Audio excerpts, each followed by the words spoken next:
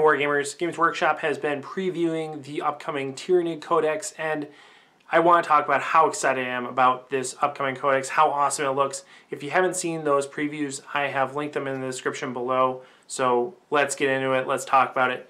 Before we do that though, I want to say thanks for watching. If you like this video, go ahead, hit the like button, hit the subscribe button, that way you don't miss any upcoming 8th edition content, including a unit-by-unit breakdown of the Tyranids Codex when it comes out.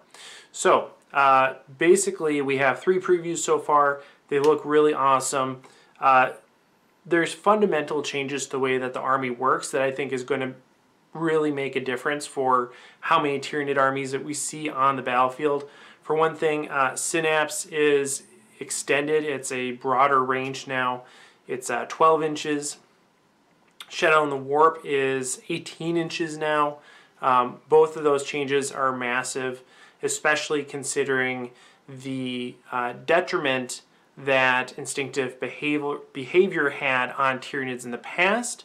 They've also changed instinctive behavior to be less detrimental. Basically, instead of forcing you to shoot at the closest target or charge the closest target, it now makes you just take a -1 penalty for shooting at targets other than the closest. So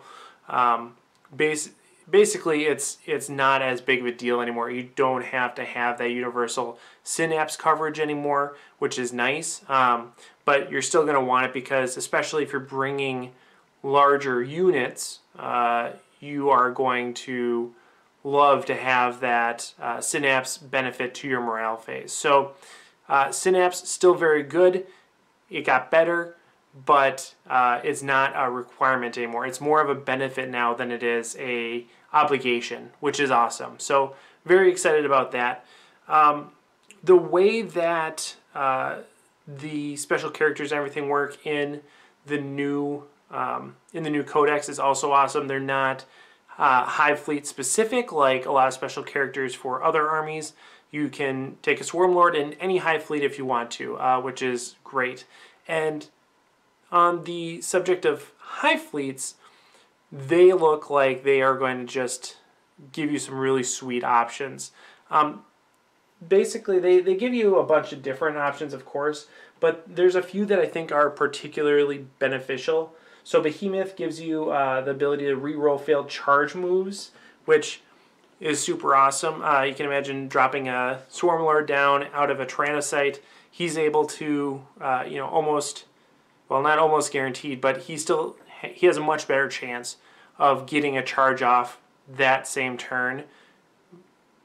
Oh, that's great. So being able to drop a Swarm Lord down and get him to charge that same turn is awesome. Hive Tyrants in general now with wings have the ability to deep strike. They're no longer just like jump infantry, they can deep strike now. And with this Hive Fleet trait, they're going to be able to do a similar thing, be able to get into close combat just like that, which is awesome. Things like Trigons getting in close combat is really nice.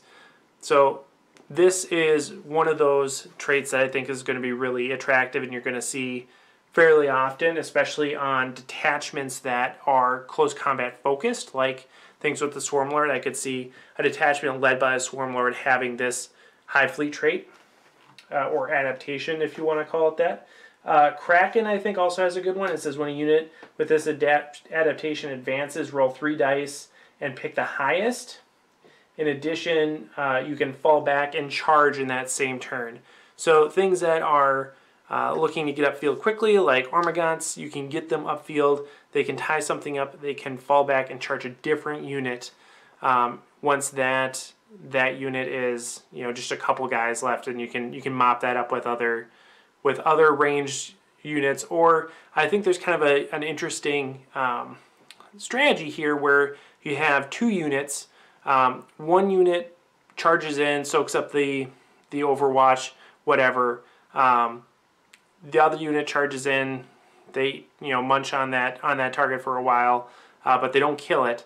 The next turn, the second unit stays behind, but the first unit leaves and then charges another unit nearby. And you basically have this chain reaction, this rolling front of Tyranid charges, which sounds great to me. So I like that one as well.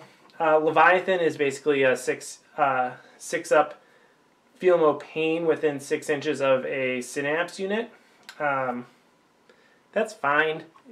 I think it's okay. You're really only going to see it when you're playing an army that has a ton of wounds and you can actually get something to pay off with that. So, I mean, I can see it being something people use, but overall it's not the best of this list. Gorgon, you can reroll failed wound rolls of 1 in the fight phase. That's awesome. Being able to reroll wounds for anything is really good, but rerolling wounds of 1 is especially good. It's going to make sure that those things like Hive Tyrants are really going to be able to get their attacks off. They're going to almost guarantee a wound. And then bigger units that you're not going to actually get a very high efficiency of attacks through, it's going to boost them even more. So you're getting a high accuracy from your specialized units, and you're getting just a better overall kind of shotgun approach from taking a ton of Griblies. So either way, I think this is a really nice one too. Jormungandr, it basically allows you to always benefit from cover unless you're moving. I mean, again, that's kind of in the same boat as the Leviathan benefit, because Tyranids are not necessarily meant to be super tanky, and I have never built a list that's meant to be standing up to a lot of shooting or anything like that. So this doesn't really strike me as something you're going to see that often, especially because it limits your movement. Where Tyranids have almost always been a very mobile army. I don't see this being a high fleet trait that you see very often. Hydra, reroll hit rolls in the fight phase if the target unit contains fewer models. That's awesome too. So that means if you take a unit of 30 Ormagants in charge of 5-man TAC Marine unit or something like that, you're going to be re-rolling all your hits, which, that again is a huge benefit. So I can see this one being another one that you see fairly commonly if you are taking a swarm list. Now, there's still a lot of power in the big bugs, at least, in the index there's still a lot of power in the big bugs, so maybe you won't see this very often if the meta shifts towards big bugs. But if the meta shifts towards a bunch of little bugs, this is something you'll see a lot of, I'm guessing. Chronos, you can reroll hit rolls of 1 for units with this adaptation in your shooting phase if they did not move. Again, if you're restricting Tyranid movement, I don't see that as a good benefit, so that one's unlikely. And then there's a few special warlord traits. I think the Chronos one is pretty nice. It stacks really nicely with Shadow and the Warp. Whenever enemy psyker fails a psychic test within 18 inches of your warlord, they suffer D3 mortal wounds. So that's good. But again, the Chronos trait, yeah. Let's see. Right. Psychic Scream got a huge boost as well. That it just looks awesome. So Warp Charge 5 targets nearest enemy within 18 inches, D3 mortal wounds.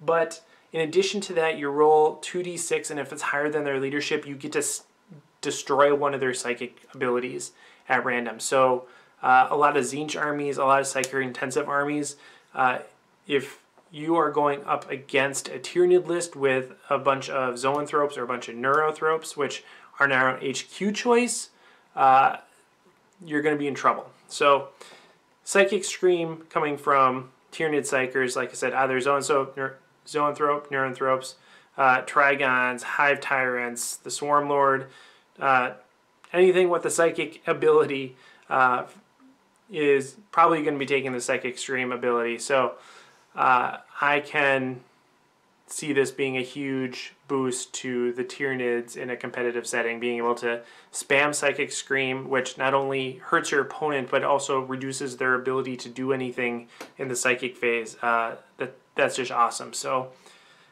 yeah, just really cool. A lot of different traits for Hive Tyrants too. Like The miasma cannon replaces a heavy venom cannon. It wounds anything that's not a vehicle on a 2-up automatically. Sweet. You know, that was the case for a lot of infantry anyway, but some things that, you know, like other monsters or something like that, it wasn't necessarily going to be able to wound on a 2-up, right? So if you're, you know, shooting at a toughness 7 monster or something, you would normally need a strength 14 weapon to wound on a 2, but now you're wounding on 2s with a strength 9 weapon, which is really nice. So I think that's a nice adaptation, or a nice relic, basically, that you'll see in some Hive Tyrant builds. But overall, I don't know. I just want to share with you guys how excited I am about this. I think this Codex is going to be a huge departure from the previous Codex, from the Index. It's going to be awesome. Basically, with that last Codex, you read it, and actually Sean from Blue Table Painting said that it was actually a work of art, because it gave you the sensation of a impending Tyranid invasion. Basically, you started off, you're full of hope, and then you slowly get this sinking feeling about how poor the Tyranid army list was in that previous Codex. You just get beaten down, and by the end of the Codex, there is nothing but despair, which is what you would feel if a Hive fleet came to your planet, right? Despair. So, yeah, that was the old Codex. Now, I think the Tyranids are back. I think they're going to be doing a lot of awesome things on the tabletop, and I think they'll shape up to be a really strong army overall. So let me know what you think in the comments below. Of course, we will keep on top of the upcoming previews as well as they come out, but rest assured, we will be excited to talk about Tyranids when they are released as well. Thanks for watching. Let me know what you think in the comments, and of course, happy wargaming.